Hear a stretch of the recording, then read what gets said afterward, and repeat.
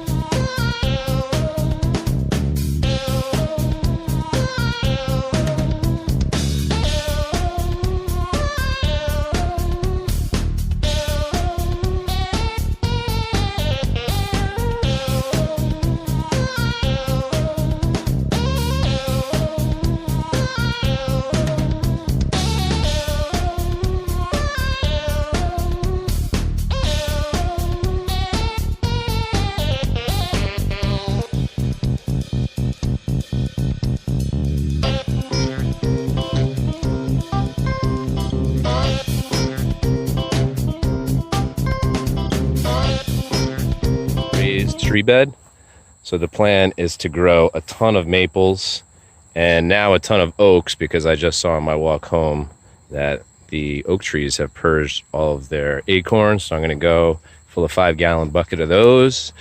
And under here I already have all of the sugar maple seeds from the ginormous maple in my front yard. And then for the fall cutting of the grass and leaves, I had my yard guy bag it up and do a nice layer of compost for the base. So I had a huge layer of weed barrier down. I used those used old sheets bedding, actually from inside. Yes, bed sheets. What's better than that? No weeds are getting through that. This stuff they say 25-year weed matting from Lowe's, that stuff doesn't work even a season. So anyways, I got that down.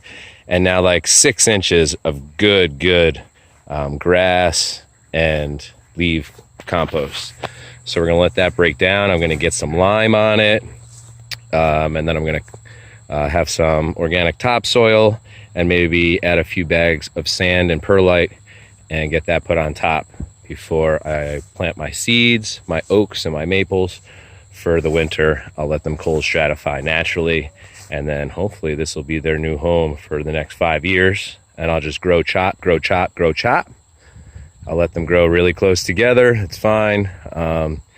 And the goal is by growing them outside and in like a deep bed that the trunks will thicken up faster. And I don't have to dig them out of the ground when I do harvest them. So that's the update there. Block is that chickens and Ancona ducks are still adorable. That's the update. Hey, Boom Boom. I don't have any food for you. Else have dogs that no matter what you're doing, they're either next to you, tripping you up, or the closest place possible, which is they are confined to this part of the deck. So I always know I'm being watched. I actually tested the theory of using compost at the bottom of soil to continuously fertilize and provide nutrients and break down through the growing season. I tested it with these food grade buckets that I grew my tomatoes, peppers, cucumbers, zucchinis, eggplants in. And guys, it's October. I still have zucchinis. I still have, you see all the color pops in there. I have tons and tons of tomatoes. Every plant's still alive. The San Marzanos, they have like a whole new crop in there. And let's see, my blackberries are starting to come in.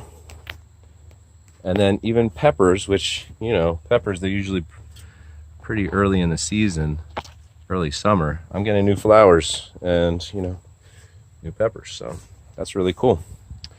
Anyway, so it really worked well for my fruits and veggies this season. So I think that it might be a theme that I implement on every basis.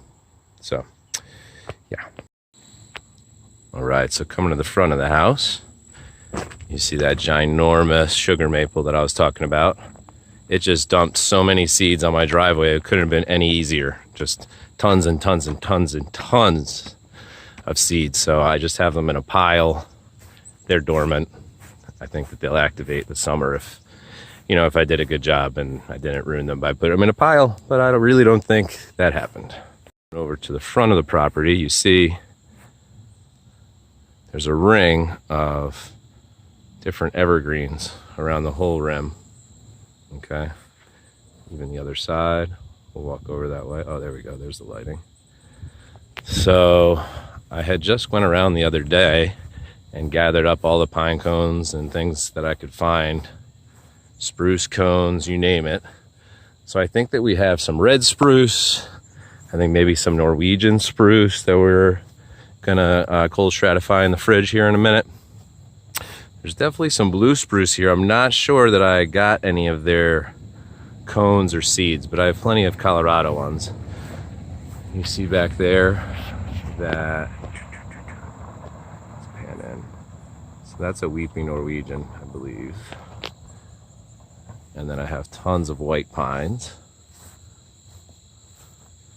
Look at these trunks. These are absolutely beautiful.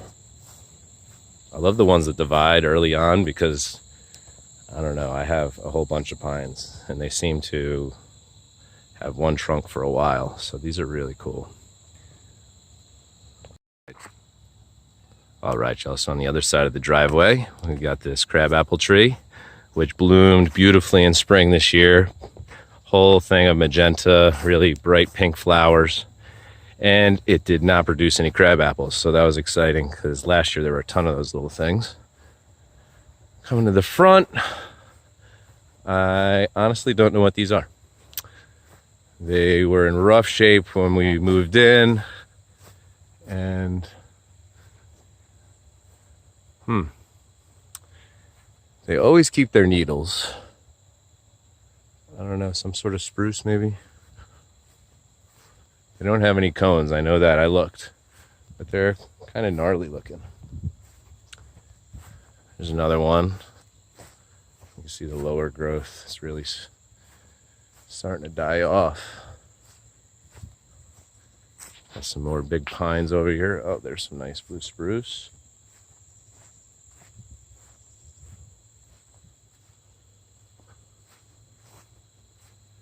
Okay, so here, let's see if we can get the light on it. Here are a bunch of green apples. I picked buckets and buckets and buckets this weekend, but up high it's just a pain to get to them. So there they hang. There they hang. I don't know. There we go, finally in picture. All those little yellow dots. That is a sour green apple, which they're delicious. I'm loving them. This is a white birch that I have attempted to air layer all these little babies from the bottom last year, and I completely failed, but luckily they didn't die, so I might go back to the drawing board. I think I might have started them too early. I was excited for spring, so I started too early, and they didn't generate roots because it wasn't warm enough. And then I guess making the full circle. See, we got more pines here. This is a nice magnolia. And so it blooms. It's a star magnolia. Yeah, it gets those white star-shaped flowers. And then it has these orangish red berries in the fall. So I'm gonna prune up all these little volunteers here that came out of the ground and get it looking right again shortly. It's a beautiful nap area. And then out there, you know, there were plans to put a greenhouse out there, but if my basement greenhouse works like I think it's going to, I will not have to make the investment, and I can grow a crop like pumpkins or sweet potatoes or something and just do the entire field with that. So, beautiful day here at the ranch. Fall, early fall, Northwest Connecticut.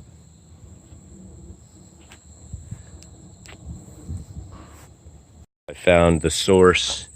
These are all acorns.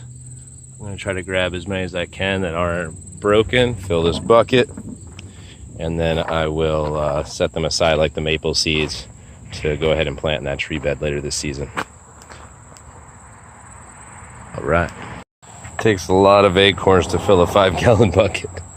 I think I probably have 500 or so. So I think that's plenty. All right, so here it comes in the words of my daughter Franny of Franny Vlogs. Update time! Yes. All right. New coming out of the internodes. African Baobab. Boom, boom. As you see. More growth coming. That is full and beautiful. Jade plant. Boom, boom. Stuff growing. Macadamia nut tree. Boom. A boom. Yes, it's split. We got doubles. And one came out of the trunk. And we got a couple little babies. You're going to take my word for it. There's a couple little babies down there. A boom. Look at those. Oh my gosh, yes. The pencil cactus. All right, so one on the left is probably 2 weeks ahead of the one on the right, but those look awesome. Those are ready for an awesome island theme planting. I'm psyched. Boom, boom, boom, boom. Whoop, whoop. Look at those baobabs. Yes, we are branching, people. All three of them. Loved it. My week being fig. It's been producing very nice figs. And you see the trunk is getting nice. Whitish gray. Beautiful. It grew a lot this year. All the green growth, that's all the new growth from this season. So it's supposed to dip down to 34 degrees. So a lot of these trees, they're going to go into the basement greenhouse, which won't dip below 55 degrees this winter. But that is on an upcoming video. All right, y'all. So that's going to do it today at the ranch. I hope you enjoyed yourself as much as I did. If you did, go ahead, like, subscribe, and hit that notification bell for more to come. It is unseasonably hot here in Northwest Connecticut on this October day, and I'm really excited about that, so I'm going to spend as much time outside as possible. Enjoy the outside, y'all. See you next time.